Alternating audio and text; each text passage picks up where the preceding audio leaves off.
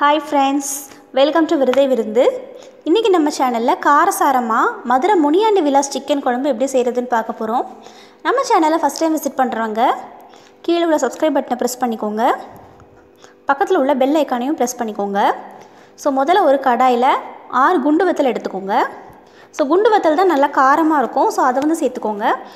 இதோட 1 டீஸ்பூன் அளவுக்கு மல்லி விதை, 1 டீஸ்பூன் அரிசி. அரிசி வந்து நீங்க என்ன அரிசினாலும் வீட்ல யூஸ் பண்றத சேர்த்துக்கலாம். 1 டீஸ்பூன் மிளகு. சோ இதோட 1 டீஸ்பூன் சோம்பு,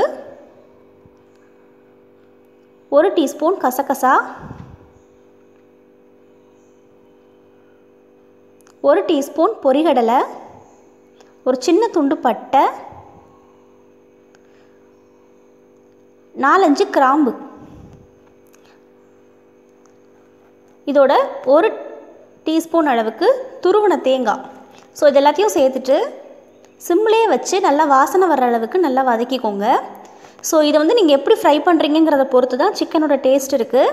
ஸோ இது வந்து கருக விட்டுறாதீங்க. இது நல்லா வாசனை வர அளவுக்கு வதக்கிட்டு இதை அரைச்சி எடுத்து வச்சுக்கோங்க. ஸோ இப்போது ஒரு கடாயில் 1 டேபிள் ஸ்பூன் அளவுக்கு எண்ணெய் எடுத்துக்கோங்க. எண்ணெய் நல்லா சூடானதும் இதில் 1 துண்டு பிரிஞ்சி இலை, 2 வத்தல்,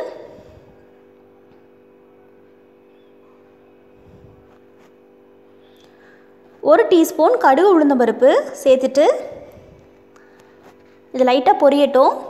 இதோட 1/2 டீஸ்பூன் அளவுக்கு சோம்பு சேர்த்துக்கோங்க.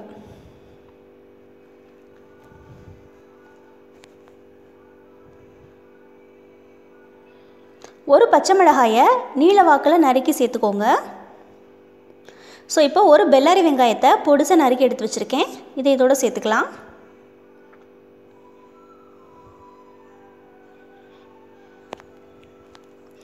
சேர்த்துட்டு தேவையான அளவுக்கு உப்பு சேர்த்துக்கோங்க. இப்போது இது நல்லா வெங்காயம் நல்லா பொன்னிறமாக மாறுற அளவுக்கு இதை நல்லா வதக்கிக்கோங்க. இப்போ 1 டீஸ்பூன் அளவுக்கு இஞ்சி பூண்டு பேஸ்ட்டு சேர்த்துக்கோங்க. இது நல்லா தாராளமாக சேர்த்துக்கலாம். ஸோ இது நிறைய சேர்த்திங்க அப்படின்னாலும் குழம்புக்கு நல்ல டேஸ்ட் கொடுக்கும். இதோட பச்சை வாசனை போகிற அளவுக்கு நல்லா வதக்கிக்கோங்க. இப்போது ஒரு தக்காளியை பொடிசை நறுக்கி எடுத்து வச்சுருக்கேன். இதை இதோட சேர்த்துக்கலாம். சேர்த்துட்டு தக்காளி நல்லா சாஃப்டாக குக் ஆகிற அளவுக்கு வதக்கிக்கோங்க. இதோட 1/4 கிலோ அளவுக்கு சிக்கன் சேர்த்துக்கோங்க. வெங்காயம் தக்காளி இதோட சிக்கனை நல்லா மிக்ஸ் பண்ணிக்கோங்க.